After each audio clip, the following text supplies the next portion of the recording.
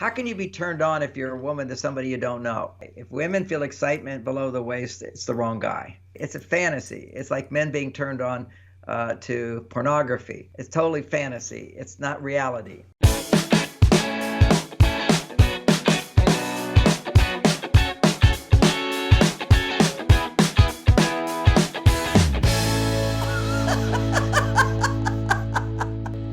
Thank you so much for joining us on Second Act TV. Today I'm so happy to welcome back the author of the best-selling, best-known relationship book of all times, Men Are From Mars, Women Are From Venus, Dr. John Gray. John, thank you so much for joining us again. Happy to be back. You've been here, of course, a couple of times, helping us sort through some of the dating and relationship issues, especially as they pertain to those of us after 50, getting started again. And one of the themes that keeps reoccurring on our channel is, people just complaining that they can't find the right person, are there good men out there, et cetera, et cetera. And it's because, I think you would agree, that the attraction stage, especially as we're online dating and getting thrown into stage one, the attraction stage, we start over and over and over again. And there's so much room for misinterpretation of what is actually happening that we may be sabotaging what otherwise might be a good relationship. How does attraction work differently for men and women? What do we need to know? Well, there's some real basic ideas I think that can be helpful is how to set yourself up for success in dating. And that is, first of all, everybody's been house shopping before or whatever, condo shopping or whatever. And if you were to come to my house, for example, and have dinner, it would be a very nice house. You think, oh, this is wonderful. I like a house like this. But then if you decided you were going to buy it, you would hire somebody. That's what we do now. We hire someone to look at all of the problems of the house before you make that final decision. So that's what our brain does when we're on a date. If we're looking for a soulmate, if we're looking for a life partner, if we're looking to someone to even have sex with, this would not be so true for men, but for women, having to get naked once again with a man, it's too shocking for some women. We just did a video on that. Oh, you did? Yes, it's like, I get it. And see, the thing about for women, and first, let me just finish that point. So the idea is if you're not in a relationship with someone, start dating, but your goal is different from I'm looking for a person to share my life with. I'm looking for the right person. Just let go of that idea and say, I'm looking to experience a wonderful dating experience, creating a series of dating experiences. And for some women, that could be many dates with the same man. It could be many, many different men. We all have different tendencies, but you're not going to have sex. Sex changes everything. And even if you're horny, don't have sex, okay? It puts a pressure on you biologically. We're talking about too much hunting for what's wrong with this person if you're going to get naked with them. That's first thing. So really set yourself up but I really want to be with somebody. I don't want to be alone for the rest of my life. And I go, okay, but right now let's just focus on getting in through stage one, which is creating a series of positive dating experiences where men are attracted to you. Yeah. Okay, that's the most important thing. Men are attracted to you. Yeah. You need that as women. It's a big estrogen producer when a man's attracted to you and interested in you. And he'll, of course, most of the time, of course, he's interested in having sex with you. And you don't have to have sex with him. You have to understand the biology of a man is set up from below the waist to the heart and then to the mind. And women start with the mind and then they go to the heart and they go to the below the waist. So before you're naked mentally, before you're naked emotionally, don't even think about getting naked physically, and don't even think you're going to feel that way. But a lot of women have what's called anxious bonding with their fathers. This is a psychological term. And when you have anxious bonding with your fathers, and you can actually create it just by getting a divorce with somebody you felt was not the right person for you. Divorce is kind of traumatic, kind of. It can be very traumatic on many levels. Yeah. But on one level, it's just that how can I trust myself again? See, it's easy on the surface. Well, I don't know if I can trust men, but actually go deeper with that is you thought he was the right guy. You thought he was going to be there for you, and then he wasn't. So how can I trust myself? That Right. creates anxious bonding with men.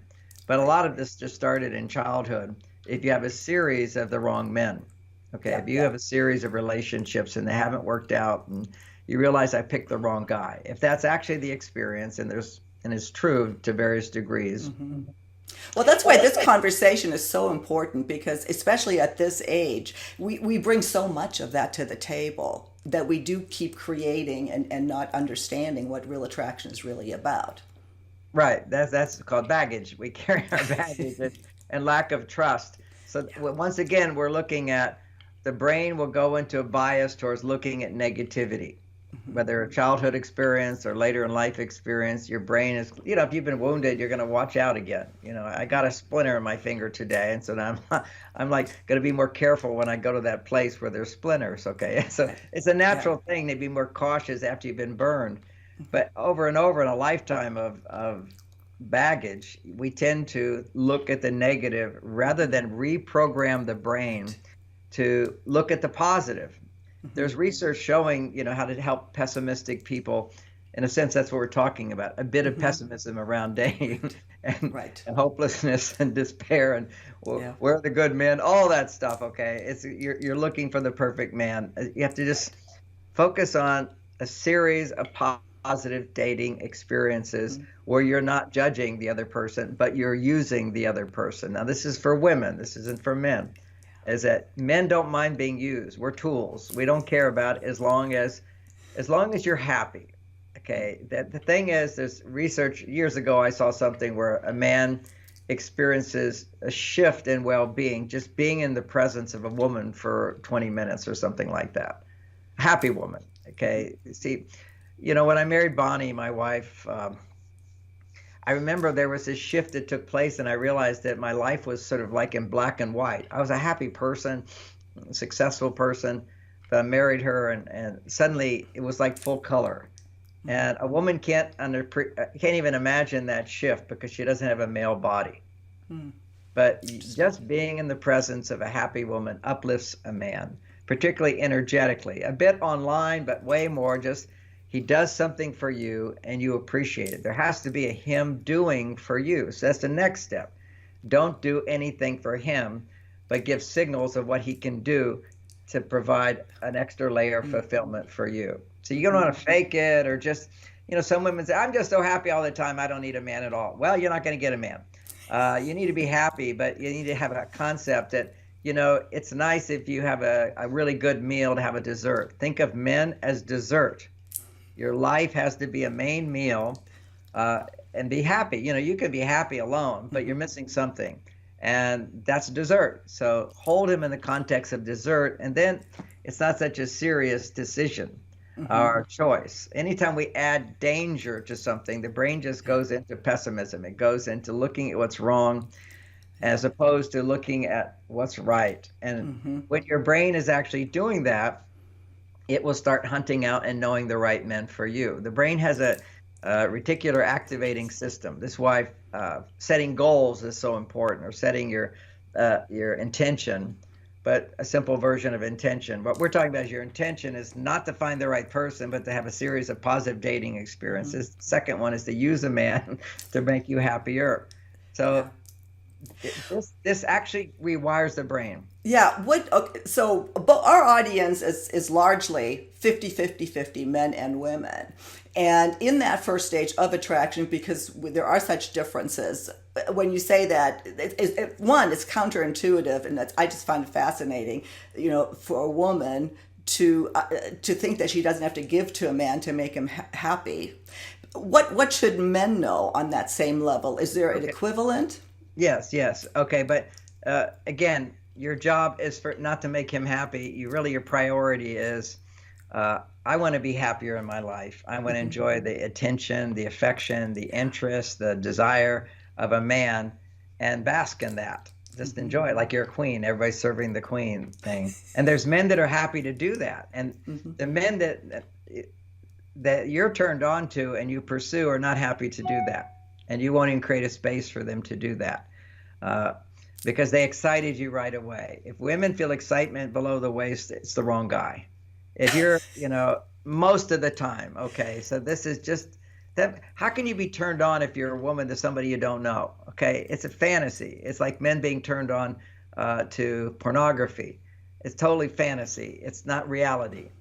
And if you have this bonding where you're attached to your father who wasn't there, there's a part of you that's still trying to prove to dad that you're worthy of his love and arousal, you get turned on. You see, biologically, there's two ways for a woman to get turned on. And I'll get over to the men, but men are learning some stuff here. Yes. But I'll get to that. Is that a woman, when she has an orgasm, for example, her estrogen levels double to have any romantic feeling. You have to be in the zone of becoming double estrogen. Happiness in your life is you're making a healthy amount of estrogen for you. Now, even if you're gone beyond menopause or in menopause, the key here is your body has a relationship between your female hormones and your male hormones. It's just making sure your female hormones are dominant. It's not about having high estrogen after menopause. You still have plenty of estrogen, but if you're busy earning money, it's hard to make estrogen. That's the woe of independent women. It's never happened for massive people historically for women to be so independent of men. You just understand that when you're independent of a man in your life, then you become the man in your life. And I'm sure a lot of women are feeling, I'm tired of being the man in my life. Or they feel, I'd like to have a wife when I go home. The dynamic here is when you go to your male side, you're making testosterone. You're not making necessarily a lot of estrogen, unless it's a job that doesn't cause you stress. Job doesn't cause you stress, and usually that's because you feel supported. There's no urgency, no pressures, but you love doing it. Kind of like loving a child. You love your work the way you love a child. That's a lot of estrogen being produced there. We're beyond that in this group. I get that. Okay, so now but that's estrogen we're way out of what used to be the reality in the world and where we've evolved, but it's a good place.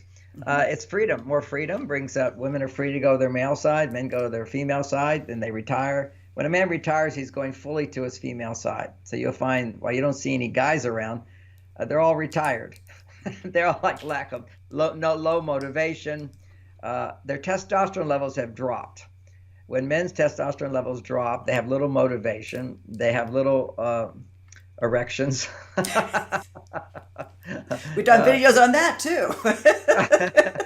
So by the time they're 50, it's half what they were when they were young men. That's the average, and it keeps going down 1% every year. Wow. But what can keep it up is a happy woman. Okay, I tell you, these guys, when they become single, there is a big burst. Okay, if you're married, your testosterone keeps going down unless you have a great sex life. If you're single men do have a big burst of testosterone, so they're capable. They just need to have it be stimulated by a woman.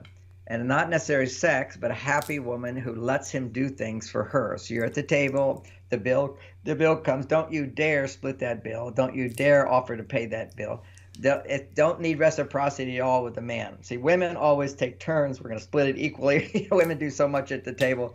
But you want to let the man pay, that he feels he's done something for you. A gift has been given to you, and don't sabotage it by thinking you owe him anything. You don't. You've already in a sense reciprocated by allowing him to have a meaningful interaction with you.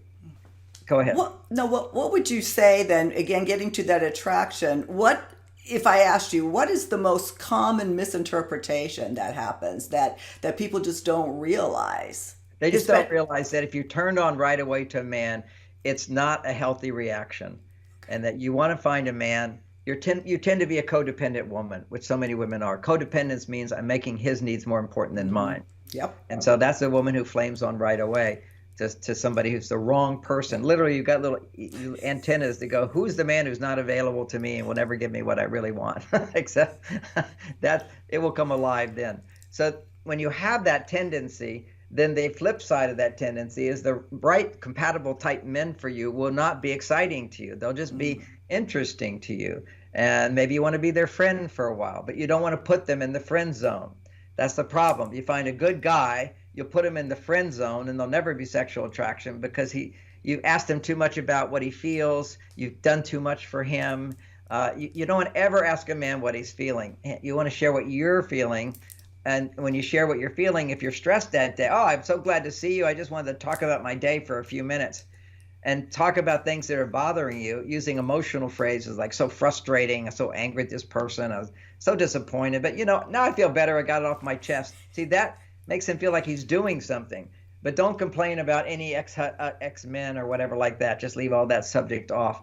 So your idea is when he wants to make sexual moves on you, go where it's comfortable above the shoulders. Okay, so, and then when he wants more, you delightfully say, oh, that feels so good, but I need to go slow. I'm an old-fashioned girl. That's it, old-fashioned girl. Go slow. And the right guy doesn't mind as long as you say, he says, well, why don't we have sex? That's his job, is to negotiate for sex. Mm-hmm. Then what you say to him is, I can't wait. I just a slow, old-fashioned girl, I go slow. But if you say to him, I can't wait, I know my body's excited about it, that's enough for his ego. He won't feel like bummer. He'll feel challenged to bring you out another date. And it's not that men just want sex. That more mature men also wants companionship, love, and whatever. But some, there's going to be more pressure to have sex, and you won't feel the desire to have sex, generally speaking, if it's the right guy, unless your estrogen levels start rising really high. So if you're going to be with a man who's safe, start with the mind, then with the heart, have him do things for you, then let it gradually happen. It could be months. Don't rush it. This is very important. This is the foundation of a lasting relationship. Well, I think you start with your penis, okay? They start south, okay? You need to feel attracted right away. And if you don't have that attraction right away, it may never occur. But then you get to do things for her, and don't have sex with her yet. Just feel the attraction while you're doing things for her and while having conversations. And if she's the right woman for you, that means you can hear her talk and you can still get an erection. That's the right woman for you. Many men who just want sex, as soon as she talks or expresses her feelings, his erection goes away. So that's why he wants to rush into sex so he can still have an erection. Okay, those are some simple points about dating. Well, what I found really interesting in your book and how you explain this first stage is that right away we can sabotage something just by how what we say or what we don't say, or how much we talk or how much we don't talk. That is one of the biggest differences. Anything you want to add on that? Oh, of course. Well, we want to fill in the blanks on all those things. Communication is essential. Mm-hmm. If you're planning things for him, he can't bond with you. Mm-hmm. If you're in the hunt for the perfect man, he's going to feel, it's a business deal, and he's not going to be attracted to you, as well as a man with a woman. You should be just in the moment, be present with them, get to know each other. But don't be going down a list of, okay, now I want a man who da-da-da-da-da-da-da, and you're checking out, are you really interested in a long-term relationship? These kind of questions are real put-offs. It's kind of like if I was doing a business deal, I'm not going to say how much money am I going to make. It's just rude. You want to have a good time, an enjoyable time with the person. That's a real key factor there.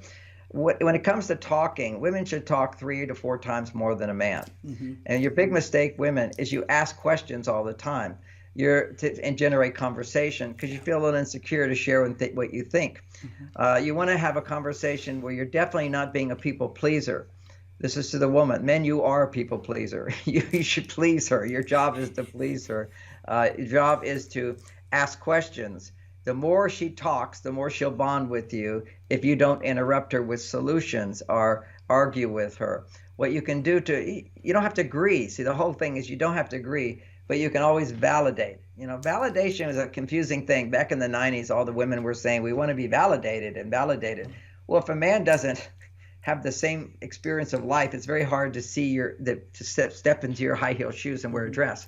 Okay, so he can't really agree with what your grievances are. Like a woman could say, oh, I never feel appreciated at my job. Men don't talk like that. Maybe he might say, I don't get paid enough, but he doesn't talk like that. So he's going to go, what are you making a big deal out of that? So men, you need to validate her if she's expressing things, and women, you need to speak a language where he can validate, and that's by bringing in emotion. So it's that, rather than saying today at work, oh, nobody appreciated me, I had to do so much more, everybody else is lazy. That's just complaining and whining. But what you can do, it's just a sharing. It's so frustrating sometimes when I go to work, because I do more than everybody else, and it's a bit disappointing that they're not helping out too.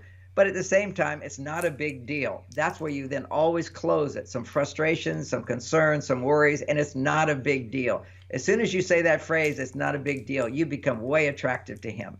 And men, if you say to her, well, don't worry about it, it's not a big deal, you lose attraction to her, okay? She will lose you. So you're out of here. Don't invalidate. But women, what you do is speak a language with a little bit of emotion in it and not a big deal. And a man can then always validate, well, I can always understand frustration. I can always understand disappointment. I know what concerns are.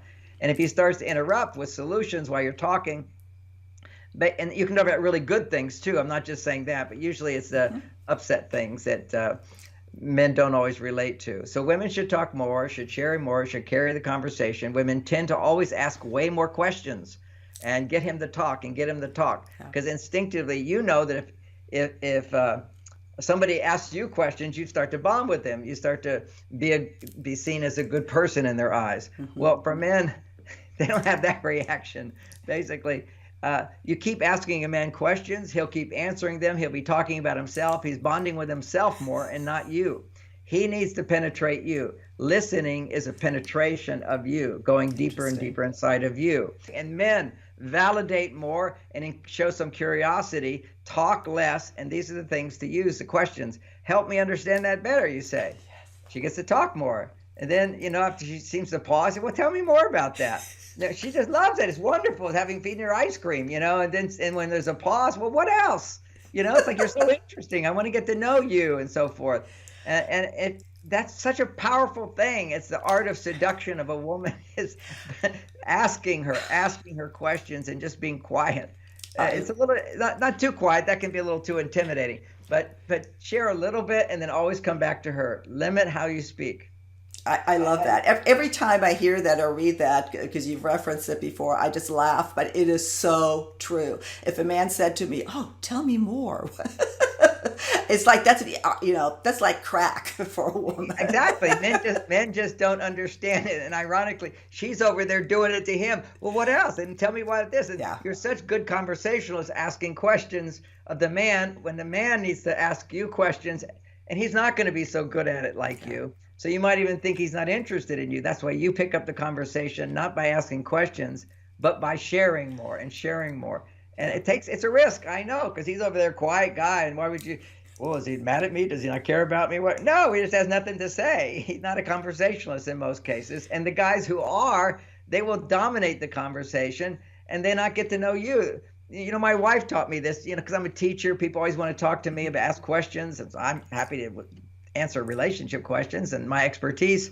And after the party, my wife would say to me, John, do you know any of those people better now? I go, no, I'm just talking to myself. So it's like you want him to know you better and bond with you. So you don't want to ask him a lot of questions. You don't want him to talk so much. You need to share more about who you are. What a great point. Great point. Well, John, obviously we can talk about this topic forever. Before we close, is there anything I didn't ask, something you want to leave with the audience that is just a must know about this? Yeah, some men are, for women to know, if he's argumentative, if he doesn't want to share or provide for you and that, you just simply go, it's not about you, it's about him. In your mind, next. There's plenty of fish out there. You just go next. But you have to see how you're contributing into it by letting him do things for you. I mean, I was just at a dinner the other day and we needed something. A woman jumped up and went and got it. As opposed to, I was about to get up and do it. She beat me to it. It's like she's proving, see how good I am? I can take care of you. I can give to you. There's no bonding, Let the man do things. And sometimes you can do it better. We know that. Let him do it. Then and he gets a smile in response. He's bonding with you. Yeah, interesting. Is there an equivalent for men? Well, men, yes, the equivalent for men is when things arise, particularly little things here, little things there, run and do it. I mean, jump, get ahead of her, open that car door, and then when you're getting out of the car, even say, let me open the door, and just tell her I'm coming around to open the door. Just having to wait and him opening the door. How you drive, men, is also very important. Drive in a way that's very considerate of her. A lot of women don't drive fast. You can just watch the highways and you'll see who's in the right lane and the middle lane. And so you want to be considerate of the way she drives. Probably the best foreplay ever is when a woman's sitting in the right seat, and don't have her drive, okay? You need to drive. And another tip, if you're dating a man, now you're dating him, you let him know a week in advance. Next week I saw this is happening and this is happening. Or you can send him a text when you think about what you'd like to do on the next date.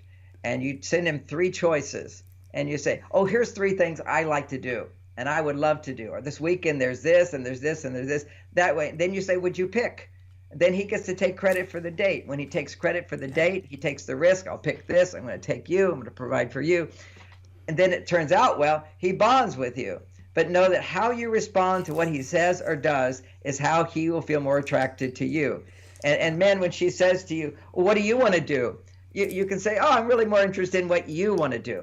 And let it be there. And the dating and romance is all about opportunities to demonstrate interest, affection, motivation, to provide something meaningful to her. And he's testing out, he doesn't know it consciously, but is she easy to please? Can I provide something meaningful to her? Does she like what I provide? So when I take Bonnie to a movie, she likes the movie. I feel like I wrote the movie. She doesn't like the movie. I'll still say, what'd you think of the movie? And she'll say, that sunset scene was wonderful. And I'll just go, yes, I only filmed the sunset scene, at least in my emotional self. This is how we are as men. We want to feel like heroes, want to feel successful, want to feel meaningful that we can provide. And that's what raises our testosterone. And men's testosterone levels have to start doubling before he actually has heartfelt romantic attraction to a woman. And that's called bonding. Interesting. Well, there's a lot more you can read about this. I should say that you updated your iconic book, The Beyond Mars and Venus. Yeah, there we go. I read it. I have all kinds of notes. It's wonderful. So we will link to that. John, thank you so much for your time. Our audience loves you. We still get thousands of views a week, a day sometimes from our past videos. I'll link to all those as well. And I look forward to having you back again soon on Second Act TV. Happy to be back.